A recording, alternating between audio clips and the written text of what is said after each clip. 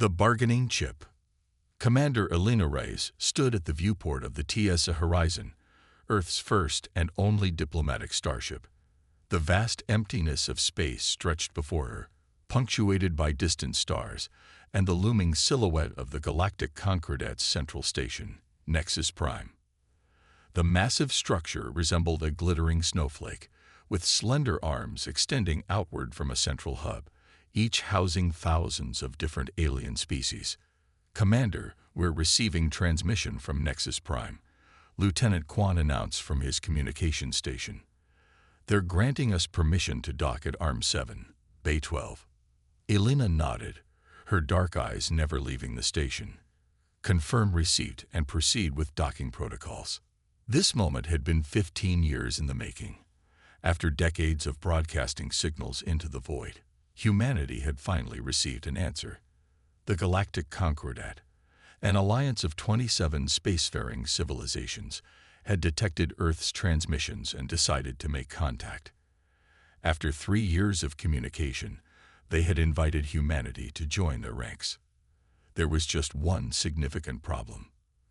Commander, Captain Rivera, her second in command, approached with a datapad. "I've reviewed their membership requirements again. There's no wiggle room on the fleet minimum." Elena sighed. "How many times do we have to explain that Earth doesn't have a fleet? The Horizon took our combined global resources to build. We're talking decades before we could meet their 50-ship requirement." "They seem unwilling to budge on this point," Rivera replied. "According to their diplomatic messages, every member civilization must contribute proportionally to the Concordat's defense forces." Elena turned from the viewport as the Horizon began its final approach to the docking bay. "Then we'll just have to show them why Earth doesn't need a fleet." The Concordat representatives waiting in the docking bay formed a colorful assembly. Ambassador Telix, a tall, willowy being with iridescent skin that shifted between blues and greens, stepped forward. 4 delicate arms extended in what Elena had learned was a formal greeting. "Commander Reyes of Earth, welcome to Nexus Prime," Telix said, the translator embedded in Elena's ear converting the ambassador's melodic tones into crisp English. "We are pleased to finally meet face to face." Elena returned the greeting gesture as best she could with only 2 arms. "The pleasure is ours, Ambassador. Humanity is honored by this opportunity. Please, follow me to the council chambers. The High Ministers are eager to begin discussions." As they walked through the station's sweeping corridors, Elena couldn't help but marvel at the diversity of life forms around her. Beings of all shapes, sizes, and compositions moved with purpose, some floating, others walking on multiple appendages, still others gliding on cushions of energy. "Your station is remarkable," Elena commented as they passed a massive atrium filled with vegetation from dozens of worlds. "Nexus Prime has stood for over 800 cycles," Telix replied with evident pride. "It serves as both our central governance location and a symbol of our unity." 800 years, Elena whispered. "Humanity has barely managed space travel for a century." Telix's skin rippled in what might have been sympathy. "All species begin somewhere, Commander. Though I must admit, your technological development has followed an unusual trajectory." Before Elena could ask what the ambassador meant, they arrived at an imposing set of doors that parted silently as they approached. The council chamber beyond was a vast amphitheater, with tiered seating arranged in a perfect circle. At the center stood a raised platform where Elena assumed she would be expected to speak. 7 beings occupied ornate seats at the highest tier, the High Ministers of the Concordat. Each represented a founding species of the Alliance. "High Ministers," Telix announced, "I present Commander Elena Reyes of Earth." High Minister Vax, a massive being with crystalline features that caught the light in prismatic patterns, leaned forward. "Commander Reyes, we welcome you to Nexus Prime. Your journey here represents a significant milestone for your species." Elena bowed her head respectfully. "Thank you, High Minister. Earth is grateful for this opportunity." Before we begin formal membership discussions, Vax continued, "There is the matter of your defensive capabilities. Our scouts report that the Horizon is the only interstellar vessel Earth possesses. Is this correct? It is, Alina confirmed. The Horizon represents the pinnacle of human engineering and the combined resources of our planet. Murmurs spread through the chamber. High Minister Korla, a being composed seemingly of interlocking geometric shapes constantly in motion, spoke next. You must understand our confusion, Commander.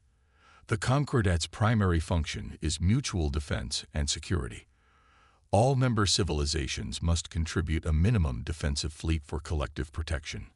Our requirement is 50 vessels of Tier 3 capability or higher. Elena nodded. We understand the requirement, High Minister, but Earth has taken a different approach to space travel and defense. Rather than quantity, we focused on quality and efficiency. A single ship, no matter how advanced, cannot fulfill the fleet requirement, Korla stated flatly. With respect, Elena countered, I believe a demonstration would be more convincing than any explanation I could offer. The High Ministers conferred briefly among themselves before Vax spoke again. Very well. We will arrange a demonstration in the training sector. Tomorrow at first rotation. As the meeting adjourned, Ambassador Telix escorted Elena and her officers to their assigned quarters. Once they were alone, Rivera turned to Elena with concern etched on his face. Commander, are you sure about this? We haven't tested the integrated systems in unfamiliar space. The neural load could be. We don't have a choice, Captain, Elena interrupted. Earth needs this alliance. The resources, the technology, the protection from whatever else is out there. She gestured to the viewport where Nexus Prime's structure gleamed against the darkness. We have one ship, one chance to prove ourselves worthy. Meanwhile, in a secure chamber elsewhere on the station, the High Ministers were engaged in heated discussion. Their scans show unusual energy patterns throughout their vessel, Minister Korla reported. And their neural signatures, they're unlike anything in our database. You believe there's more to these humans than they're showing? Vax asked. I believe they warrant careful observation, Korla replied. Their diplomatic messages have been forthcoming, but their technology, it follows patterns we haven't seen before. What about their biological readings? Asked Minister Drell, a being comprised of what appeared to be luminous gas contained within a specialized environmental suit. That's perhaps the most interesting part, Korla said, bringing up a holographic display. Each crew member shows evidence of synthetic integration at the base of their skull, some form of neural interface far more sophisticated than we expected from their technological level. Vax's crystalline features refracted light in patterns that indicated concern. Monitor them closely. Tomorrow's demonstration will reveal what these humans are truly capable of. The following day, Alina and her bridge crew returned to the Horizon for the scheduled demonstration. The 5 of them, Alina, Rivera, Quan, Dr. Okafor, and Engineer Chen, stood on the bridge, each at their respective stations. System check, Alina ordered, placing her hand on the neural interface panel at her command station. Communications online, Quan reported. Engineering systems ready, Chen confirmed. Medical monitoring active, Dr. Okafor said. Tactical and navigation standing by, Rivera finished. Elena took a deep breath. Initiate neural interface. Each crew member pressed their hand against their station's interface panel. At the base of their skulls, subdermal neural implants activated, creating a direct connection between their minds and the ship's systems. It wasn't merely control, it was integration. The Horizon wasn't just a ship they operated. It became an extension of themselves. In the observation deck of the training sector, the High Ministers and several military officials watched as the human vessel moved into position. Surrounding it were 5 automated combat drones, each programmed with advanced tactical algorithms. Begin the exercise, Vax commanded. The combat drones activated, their weapon systems powering up as they moved to encircle the Horizon. The standard test was simple: evade capture for as long as possible against superior numbers. What happened next left the observers speechless. The The Horizon moved with impossible grace, anticipating the drone's maneuvers before they executed them. When targeted, the ship's shields reinforced precisely where needed, microscans before impact. When the drones adapted their tactics, the Horizon adapted faster. "This is impossible," Corla whispered. "Their reaction time exceeds biological limitations." On the Horizon's bridge, Alina and her crew existed in a state of unified consciousness. Through their neural interfaces, they didn't just operate the ship. They became the ship. Alina's mind directed overall strategy. Rivera's handled tactical movements. Quan processed communications and sensor data. Chen manipulated the engines and power distribution. And Okafor monitored the crew's biological responses, adjusting neural load to prevent burnout. To the observing aliens, it appeared as if the Horizon was anticipating attacks before they happened. In truth, the human crew was processing information at speeds that made it seem like precognition. After 15 minutes, when all 5 drones had been outmaneuvered and tagged with simulated disabling shots, the exercise concluded. The observation deck remained silent. "Now do you understand?" Alina's voice came through the communication channel, slightly strained from the neural exertion. "Earth doesn't need 50 ships. Our neural interface technology allows a single vessel to operate with efficiency that would otherwise require a fleet." As the implications sank in, expressions of awe, concern, and in some cases, fear spread among the observers. This demonstration had not merely shown the humans' capabilities, it had revealed a technological approach entirely different from anything the Concordat had encountered before, and it had just changed everything about the negotiations. The ultimate test. The atmosphere in the High Council chamber was charged with tension as Alina and her crew stood before the assembled ministers. Their demonstration had caused a stir throughout Nexus Prime, with rumors spreading about the humans' extraordinary capabilities. "Your demonstration was impressive," High Minister Vax acknowledged, crystalline features catching the light in patterns that Alina was beginning to recognize as indicating unease. "But it raises significant questions." "Such as?" Alina prompted, standing tall despite her fatigue. The neural interface demonstration had taken more out of her and her crew than she wanted to admit. "The neural technology you employ," Minister Corla interjected, "geometric form shifting rapidly. It represents a paradigm that differs fundamentally from Concordat approaches. We've developed AI systems, autonomous vessels, remote piloting, but direct neural integration at this level is unprecedented." Helena nodded. "Earth developed along a different technological path than your civilizations. When we discovered that our brains could interface directly with computers through the right neural pathways, it opened possibilities that made traditional fleet structures unnecessary." And yet, Minister Drell said, "Luminous form pulsing, one ship, no matter how efficiently operated, cannot be in multiple places simultaneously. The Concordat spans thousands of systems." "Which is why we're here," Alina replied. "Earth seeks allies, not isolation. We offer our unique approach as a complement to yours, not a replacement." The ministers conferred among themselves in hushed tones before Vax spoke again. "We propose a more comprehensive evaluation.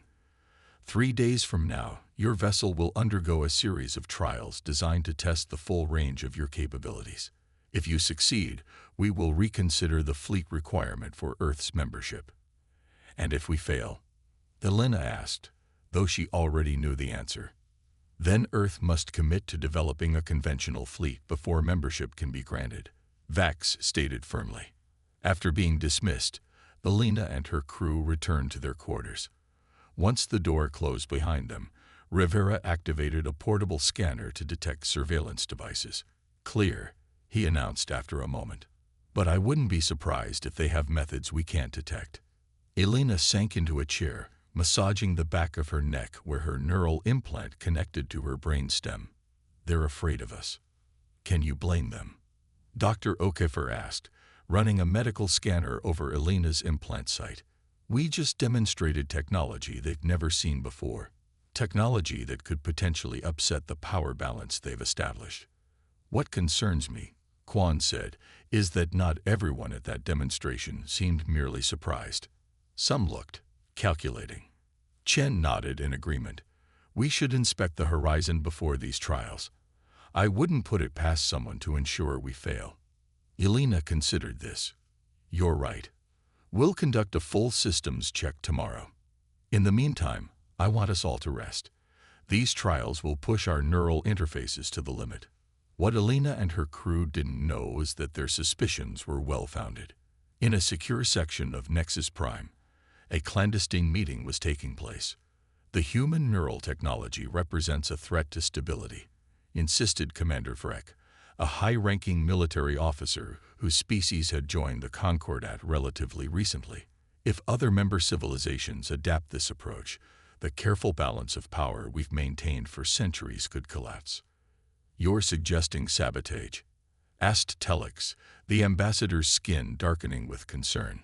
I'm suggesting caution, Vrek replied smoothly. A minor technical issue with their neural interfaces during the trials would demonstrate the vulnerability of their approach, reinforcing the need for conventional fleet structures. The High Ministers have not authorized this, Telex warned. The High Ministers are politicians, Vrek said dismissively. They see opportunity where security experts see danger. These humans, with a single ship, outperformed 5 of our combat drones. Imagine if they built 10 such vessels, or taught other species their techniques. After a moment of tense silence, Telex's skin rippled in reluctant agreement. What do you propose? The following day, Elena and her crew boarded the horizon to conduct their systems check. Chen immediately began scanning for anomalies while the others ran diagnostics on their respective systems. Commander, Chen called from an access panel near the engine room. You should see this. Elena made her way to the engineer's position and peered at the small device Chen had discovered. What is it? Neural disruptor, Chen replied grimly. Specifically calibrated to interfere with our interface frequencies. During high neural load, it would cause feedback that could damage our implants, possibly permanently. Can you neutralize it without alerting whoever placed it? Elena asked. Chen smiled. Already done.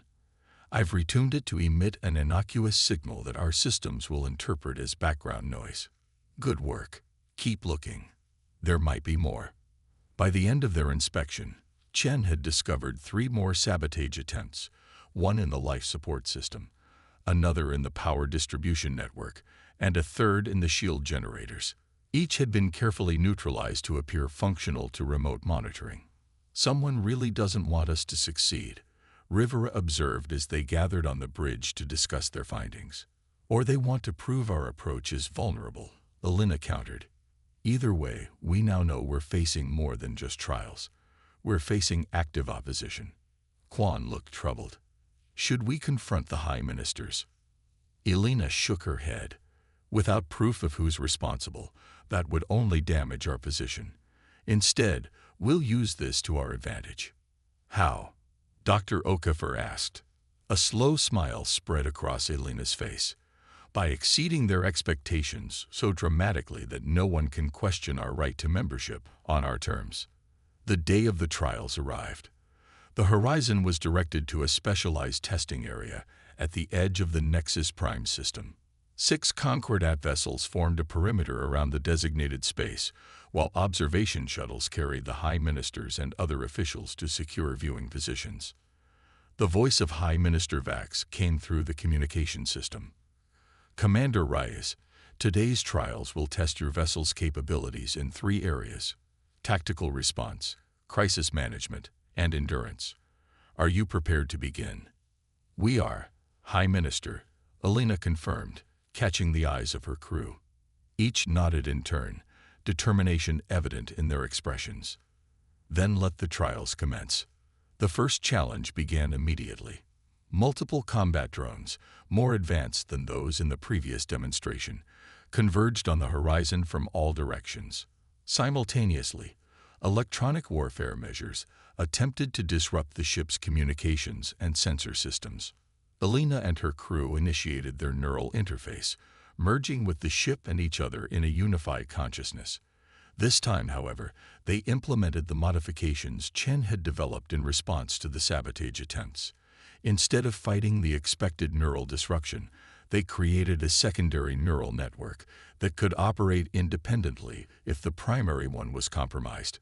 From the observation shuttles, the High Ministers watched in astonishment as the Horizon performed maneuvers that should have been physically impossible for a vessel of its size. It didn't merely evade the drones. It predicted their movements with uncanny accuracy, turning their own tactics against them. They're exceeding the previous demonstration by 43%, Korla reported, geometric form shifting rapidly in agitation. How is this possible? Vax turned to Commander Vrek, who was observing from a nearby console. Your assessment. Vrek's expression remained carefully neutral, but tension was evident in his posture. They've adapted. Somehow they've improved their neural efficiency since the first demonstration. What Vrek didn't say was that his sabotage attempts should have caused catastrophic neural feedback by now. Either they had failed to activate, or worse, the humans had discovered and neutralized them. The second trial, crisis management, began without pause. A series of simulated emergencies were introduced. Power failures, life support malfunctions, hull breaches, all requiring immediate response while still under attack. On the Horizon's bridge, the crew's merged consciousness divided its attention with impossible efficiency. Part of their awareness maintained the ship's defenses, while other aspects simultaneously addressed each crisis as it arose. Through their neural link, they communicated and coordinated without speaking, responding to emergencies faster than any conventional crew could have. Remarkable.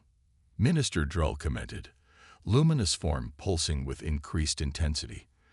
They function not as individuals operating a vessel, but as a single entity that is the vessel. The final trial, Endurance, was designed to test the limits of the human neural interface. Continuous combat and crisis scenarios without respite, intended to push both ship and crew to breaking point. This was where Vrek's sabotage should have been most effective, as the prolonged neural strain would have triggered the disruptors. Instead, after 3 hours of relentless testing, the Horizon continued to perform flawlessly. Finally, High Minister Vax called a halt to the trials. Enough. Commander Reyes, please dock your vessel and join us in the council chamber. As the neural interface disengaged, Elena and her crew returned to individual consciousness, each exhausted but triumphant. They had not only passed the trials, they had redefined them. 2 hours later, they stood once more before the High Ministers, who regarded them with newfound respect tinged with caution. Your performance exceeded all parameters, Vax acknowledged. It appears we have underestimated both your species and your technological approach. We attempted to measure you by our standards. Korla added, geometric form now moving in slower, more deliberate patterns.